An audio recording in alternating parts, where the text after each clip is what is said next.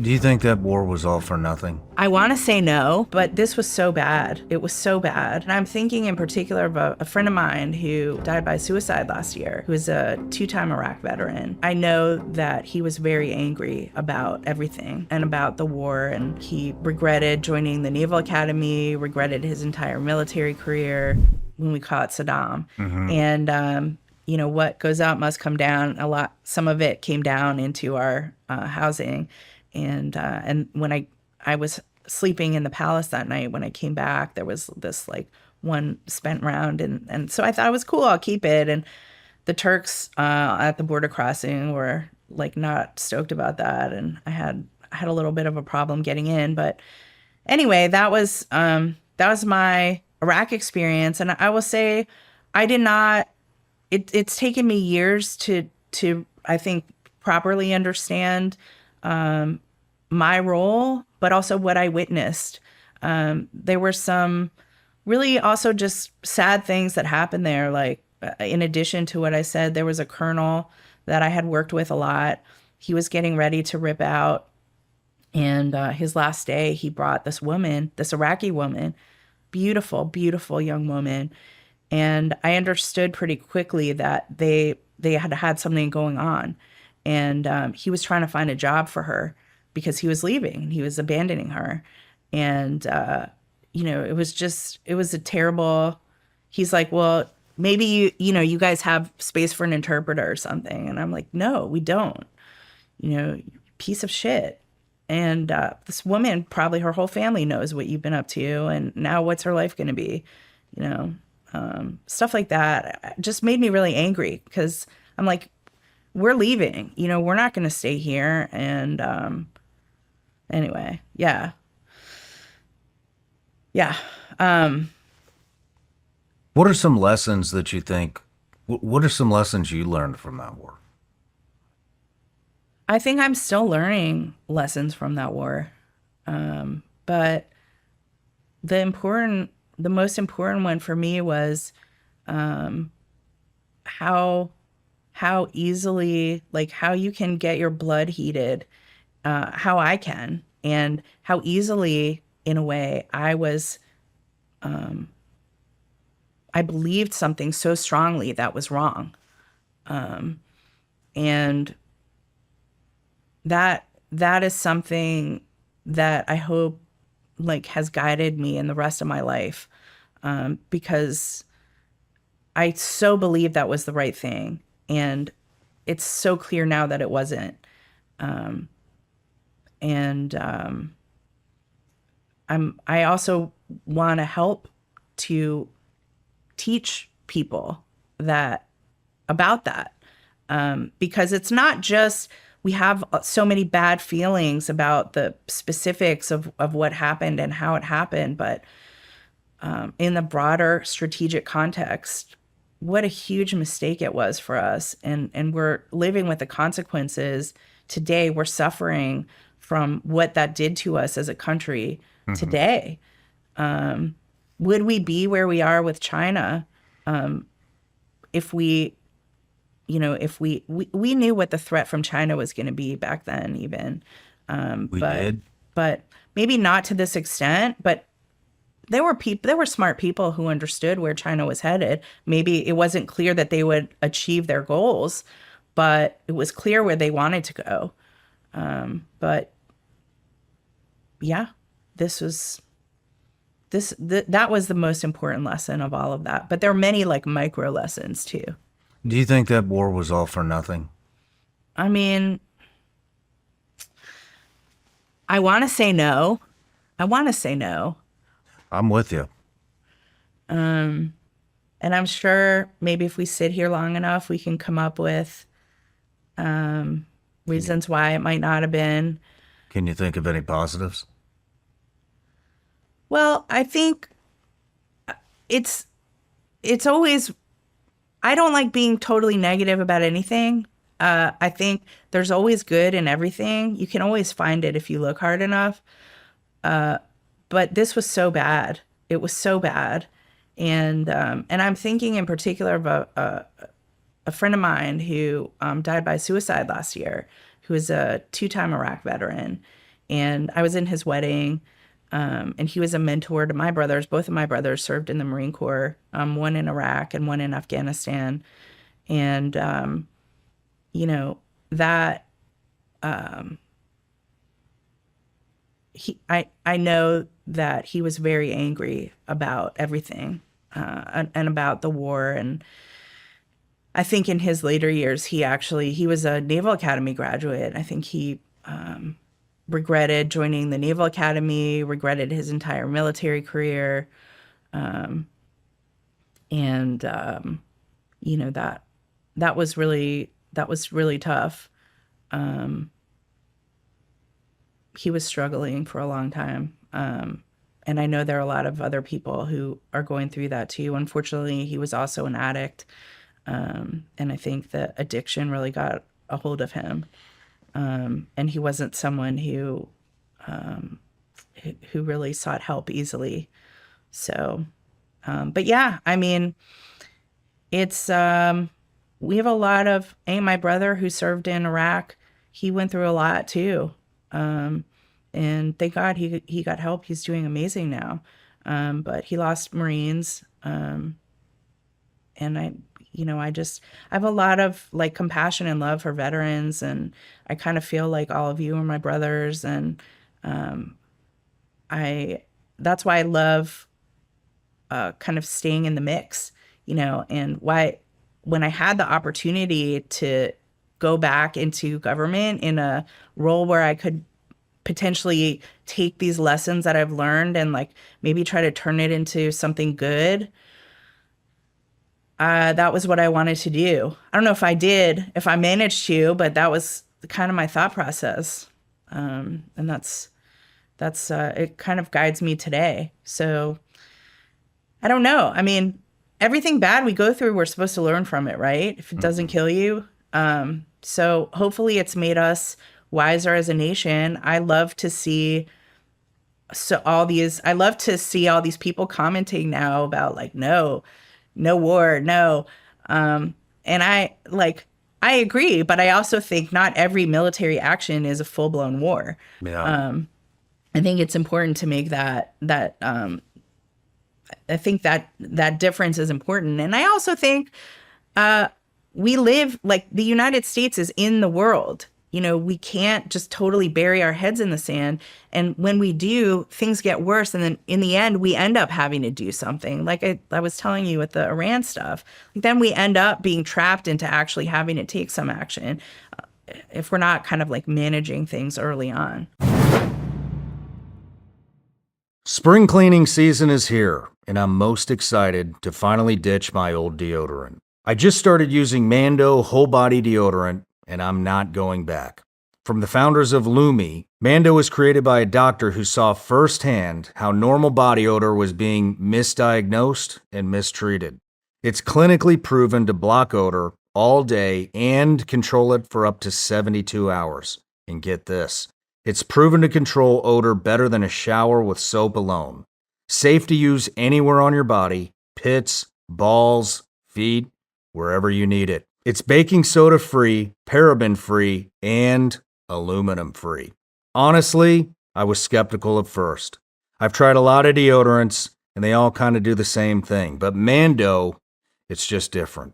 I've been using it all over, and I do mean all over. And I'm not getting that end-of-the-day funk that I used to. You can find Mando at Walmart, Target, and retailers across the country. If you want to try America's #1 whole-body deodorant formula, now's the time. New customers get 20% off site-wide with our exclusive code. Use code SRCLIPS at shopmando.com for 20% off site-wide. Some men mask their body odor with scents. Mando men get the job done right. Don't mask it, Mando it. Use code SRCLIPS at shopmando.com for 20% off site-wide. That's SHOPMANDO.com. Please support our show and tell them we sent you. So you get home from Iraq and then you roll back to Afghanistan. Yeah, a little bit of a funny story. So when I was in Iraq, I met I met the Assistant Secretary for Defense for Special Operations, ASD Solik, who was Tom O'Connell at the time, and he was like his just a legendary guy in all respects, and became a mentor of mine. But anyway, he asked me what I was doing after Iraq, and I had no idea. And so he offered me a job at the Pentagon. And so that's what I did when I came back. But funny story, it takes a long time to get a security clearance if you've never had one before. And I'd spent some time in Europe and whatever. So I was not able to do any work in that office until I got like a high TS clearance, and I only had a secret clearance. So they put me in another office, which was the Office of Iraq Reconstruction or something like that. And I ended up getting stuck. I mean, that job was so bad. I ended up getting stuck responding to congressional inquiries about like just hostile congressional inquiries. I was like, you lost $8 billion of Iraqi money. Where did it go?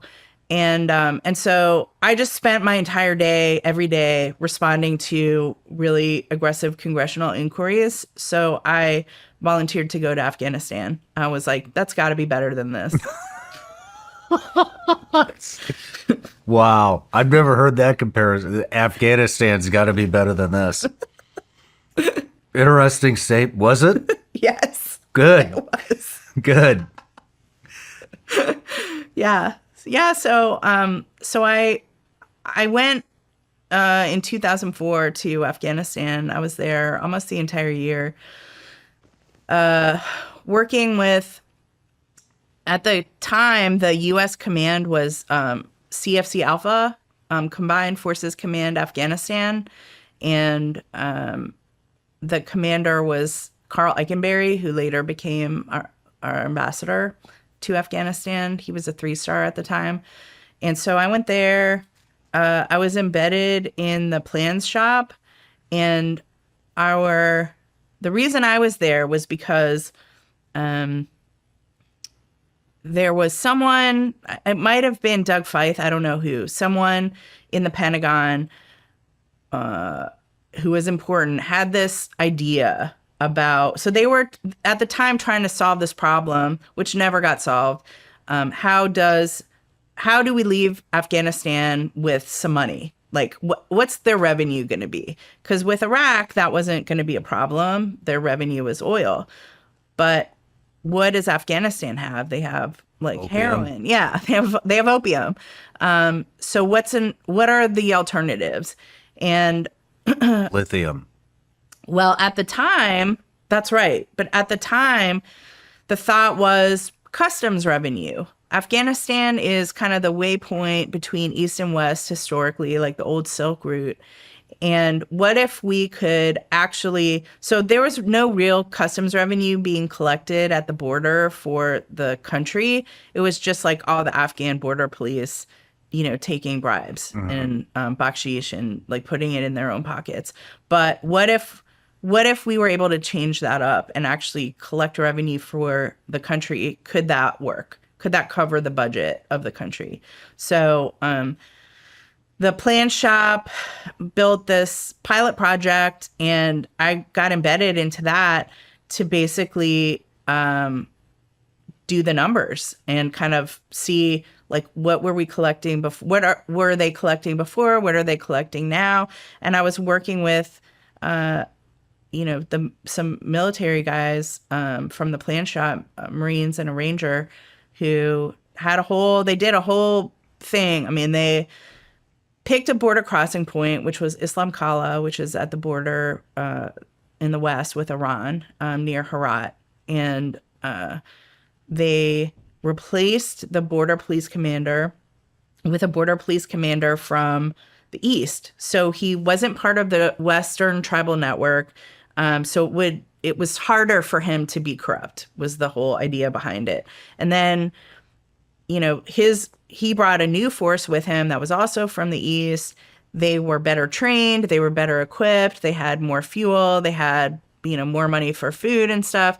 And so the idea was, like, let's see if we do all this, will they bring back customs revenue and in a meaningful way. And so I was the one who kind of like documented it and did all the numbers and the budgets and everything. And the answer after 3 months was yes.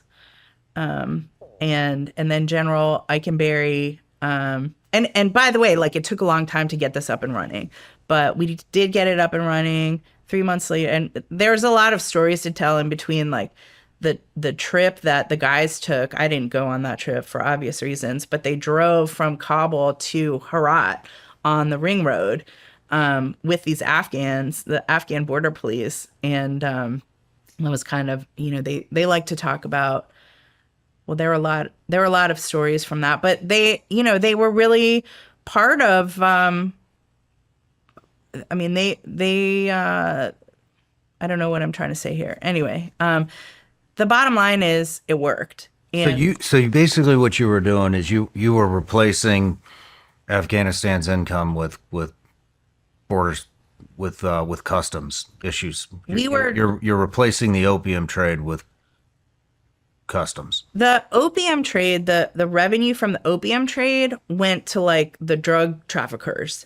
And the problem that we were trying to solve was like, how is the government of Afghanistan going to make money that's not ours? That's not like the US taxpayer money. Like, they need to be self-sufficient, like, fast. So how are we going to, somehow that became our problem. That's a different conversation. I just got there when someone was trying to figure out the answer to that question. So, again, I was like, GS, whatever, but that was the job. So trying to document, how much money did the government collect at the border crossing points when they were, when we were really focused on them and we trained them and all this stuff. And so within a 3-month period, which was the period of the pilot project, it seemed like at least, the initial numbers were pretty good. And the old guys had been moved away. They'd been fired and kind of moved off the border because they weren't effective. They were just corrupt, like everybody else. And that worked? It did. How many people are coming in and out of there? I mean, so many. It was unbelievable. So many. Day and night, mostly day. But I mean, we also would have people come up to us because the Marines that I was with, obviously they took off their jackets that had their name tape on it and stuff. And these people would come up to us and be like, are you guys going to invade Iran? And probably Iranian collectors for all I know. And they're like, yeah, tomorrow, get ready. Marines. But yeah, I mean, it was, there was a lot of money, and it was for that period of time, we made an effort to actually capture the amounts and look over their shoulders a bit. And I think at least the concept was proven, but one of many kind of tragic things that happened was that the commander, we briefed him on the program and how it was successful, and he was like, is this Doug Feith? Is this Doug Feith's idea? And I'm like, I don't know who, we didn't know whose idea it was. It was like, we were told to do this, so we're doing it. But he immediately got political, which was to me kind of like a red flag. I'm like, so what? It works. And then he decided that this wasn't a security mission, that it was customs, and therefore we needed to transition it over to the embassy. This was not appropriate for the military command to be doing.